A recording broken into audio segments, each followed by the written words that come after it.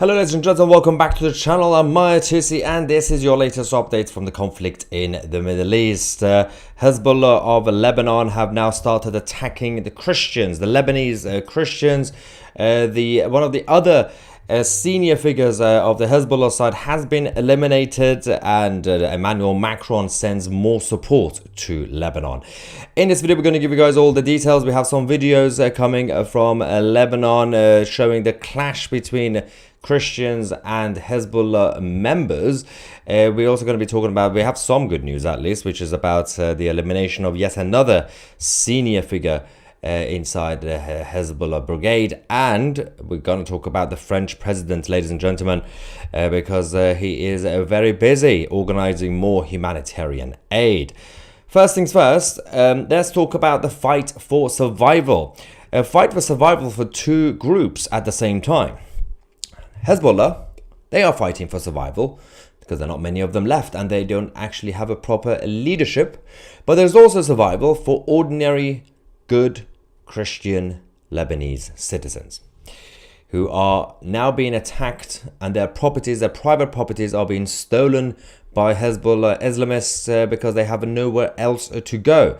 This is a escalating situation over the last couple of days. We've been getting more information about this. We have some videos we're going to show you, but this kind of started a few weeks back anyway, when after the pager incident, when all the pagers went boom, and then the walkie-talkies, and then since then Hezbollah leaders have been taken out left, right and center. A huge number of Hezbollah members have been going to Christian areas to steal their properties, to take their homes, to push them out, to kill them and everything else. Christians are fighting back, but again, a lot of them are simple civilians. They're not able to fight back. They're not armed. Let's go to the video we have from yesterday that shows the clashes between Christians and Islamists. It's all kicking off very badly. Let's go to the لكن الأنابل عنقودية عم بكبوها، لكن الأنابل هاي كيوا الأمن الداخلي. تفضلوا طلعوا شو عملوا هون، ولعوا عم يسطوا على العالم. تفرجوا طلعوا على العالم المدني. لايك شفتوهم هن؟ طلعوا وين عم يكبوا على العالم المدنية، على العالم المدنية عم يكبوا. هاي كيوا أمن الداخلي عنا. ليك شو عم يعملوا بالعالم؟ ولعوا الدنيا.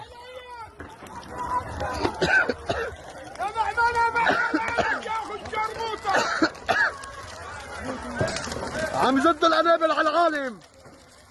هاي على العالم المدنية، حي العالم المدنية.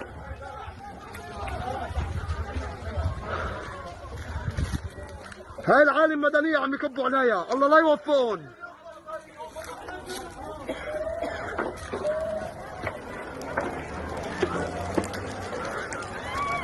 عم يكبوا على العالم المدنية. تفضلوا كيف عم يكبوا على الأولاد والأطفال.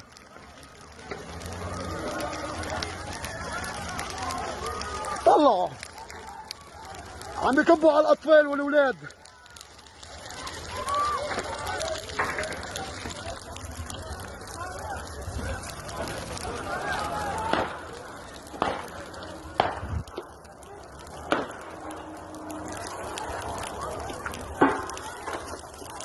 عم بكبوا على العالم المدنية. ولعوا الدنيا هون بأفقة. لك هو أمن الداخلي شو عم يعمل؟ ولع الدنيا بأفقة.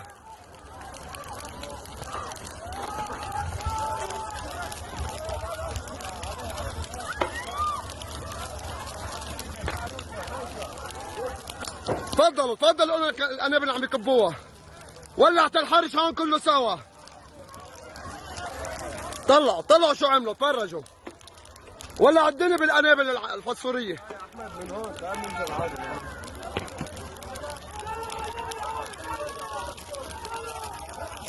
طلعوا الأنابل عم يزتوها. تفرجوا على النسوان وعلى الأطفال. The religion of peace, ladies and gentlemen, at it again. And surprise, surprise, the mainstream media across the Western world don't care enough to report this. What a shock, ladies and gentlemen. Luckily, with your love and support, 2CTV continues to be here to report this for you guys around the world. This is completely chaotic. I mean, it's a completely embarrassing situation. It's not the first time something like this has happened. Christians are not armed in Lebanon anyway, and there are different types of people living in Lebanon. There are good people living there. There are some people who have been completely oppressed by Hezbollah if they're in the south of Lebanon, and there are those who have their own political opinions. Some are right-wing, some are left-wing, but they are good people who want to live. And some of them actually have a problem with Israel, but that's their personal opinion. Doesn't mean they have to die or they have to have their private properties and their homes taken by Hezbollah members. This isn't the first time. Recently, we also had this video, which we're going to show you now, where Hezbollah members were trying to storm into properties of Christians. A complete mess of a situation. Let's go to that.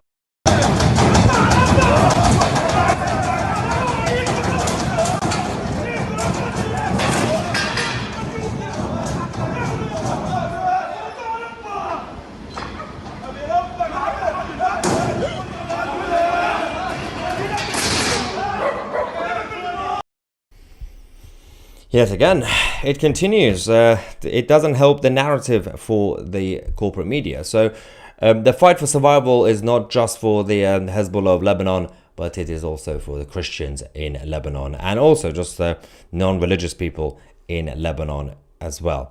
Now, there is some good news in the middle of all this. We can now confirm that the head of Hezbollah's intelligence, Hossein Ali Hazmir, has now officially been eliminated. He's been sent to the afterlife to meet his 72 virgin goats. Ladies and gentlemen, goodbye, Hossein Ali Hazmir. He is also being completely been taken out, and one by one they drop like flies. Another one bites the dust. Now, there is an issue because the Western globalists, mostly led by the American liberals and the French government, continue to cause more division and chaos, but in the name of humanitarian help, ladies and gentlemen. It's quite fascinating how the Western side claim that they care about the Jews and Christians, but they don't actually do anything to help the Jews and Christians. We've talked so many times about what's going on in Nigeria with Christians, no help. We've talked about what's going on with Christians in Armenia. Nothing is being done about that. Nothing's going to get done about actual Christians in Lebanon either. There is a bit of support coming from the French president, who's a little bit touchy-feely. He's always very touchy when he sees another political leader. As you can see in his love in his eyes, meeting the Lebanese. A Paris conference today raised $800 million in humanitarian aid and an additional $200 million for Lebanon's armed forces. This is according to the foreign minister in France, Barrett. Now, it is interesting how they are making so much effort in the name of helping the Lebanese government, but in reality, nothing is actually being done to help innocent people. It is also interesting that the French government, we've been going around not only not helping the Jews, they proactively have been attacking the state of Israel while claiming to be also against the Islamists. It's a bit of a flip-flopping situation because it helps the globalists' narrative.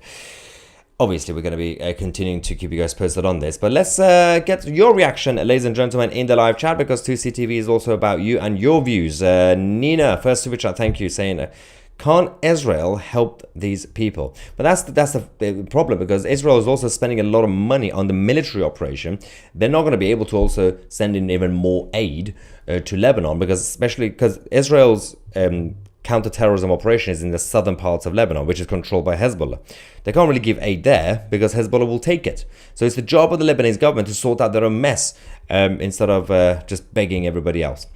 Libel says, our governments let tens of thousands into our countries as refugees.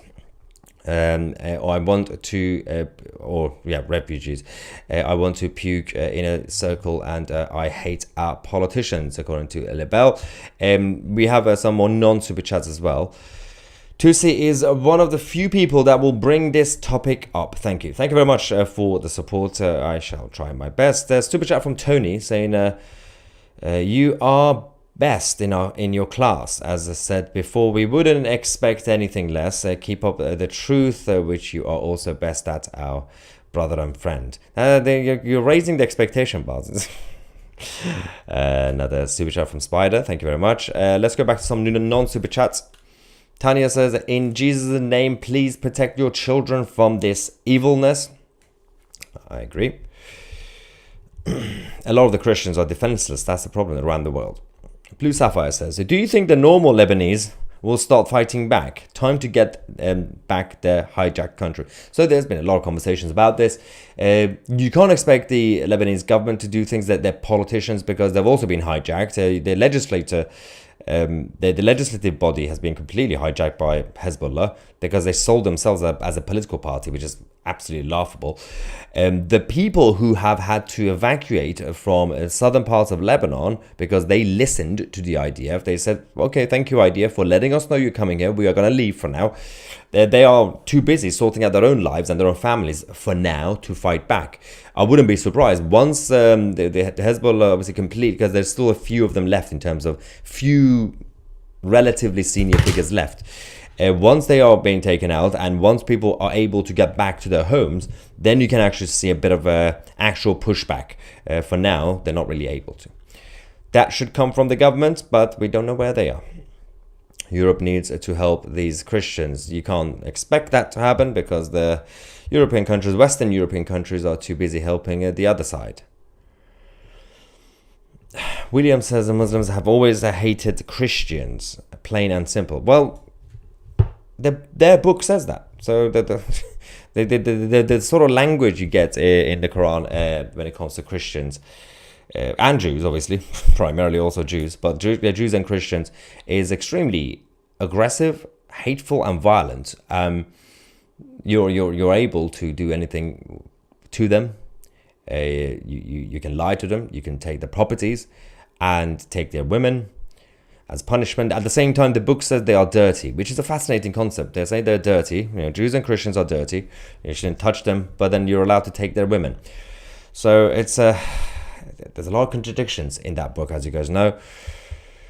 Reggie says, oh my God, as Christians, we are finished. I'm scared. I cannot lie. I mean, there is a big problem for the Christian community around the world, especially in certain places, as I said earlier, especially in places like Nigeria, in the Armenian Christians and other places. They are completely defenseless because they don't really have, for example, the Jewish nation have a very strong IDF and a strong government to support them.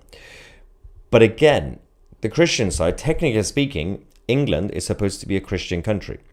Just like how Israel is a Jewish nation, a Jewish country. Doesn't mean everybody has to be a Jew or everybody has to be a Christian. In Israel, you have Muslims, Christians, and Jews living there. But the country as a whole, the structure constitutionally is a Jewish nation. Here, constitutionally, it's a Christian country. The king is the head of church. Technically, right? I know it's not really in practice. So if we technically say England, the United Kingdom, is a Christian country, that means the government should be protecting Christians. They don't do that. I mean, they're literally cancelling Christians in the UK anyway. Wendy says, the sad part is that the Christians don't have weapons. But that's the other problem. Yeah, but they're not fighters. So there's a difference, I guess, between the two sides. They are completely defenseless. Again, I'll remind you, Nigeria.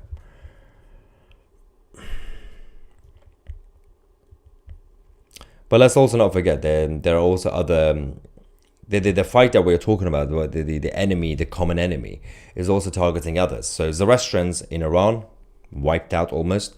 They're coming back now.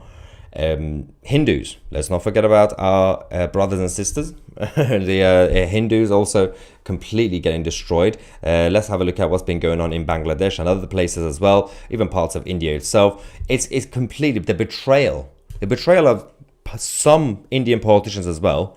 Obviously, Pakistan, a complete mess. It's not even a real country. It's an acronym. So let's not forget what's going on to other groups that are simply not Islamic. The religion of peace targets anybody that's an infidel. So why is it that people in the West and political leaders around the world are not saying, so what is the common enemy right now? Because a few decades ago, they would have said communism, Soviet Union, communist China. That was the narrative, right? And yes, it was a threat. Eliminated it and then invited them back into the tent. So communists are now normalized in the name of democratic socialism. So why is it that we don't really have anybody, any political leadership as part of the so-called United Nations to have a conversation saying, what is the biggest threat right now to the world? One of the biggest threats, at least. No one dares. Where is the blood money coming from? The Arab world. Oil, the Arab world. The financial influence, the Arab world. Chaos, the Arab world. But at least we have some good political leaders. UAE and Saudi, they're trying their best to also crush extremism. So also we have to give credit to them. But it's still early days. But there is hope. With the potential return of Donald J. Trump, the Abraham Accords will continue. And we could also move on to the next one, the Cyrus Accords, which will be obviously the historic alliance between the Persians and the Jews, the Iranians and the Jews will return. Israel and Iran, once it is liberated from the Islamic occupiers. Thank you, ladies and gentlemen, for watching. We'll come back later with some updates about Tommy Robinson in England. I'm Maya Tusi, and we are the media.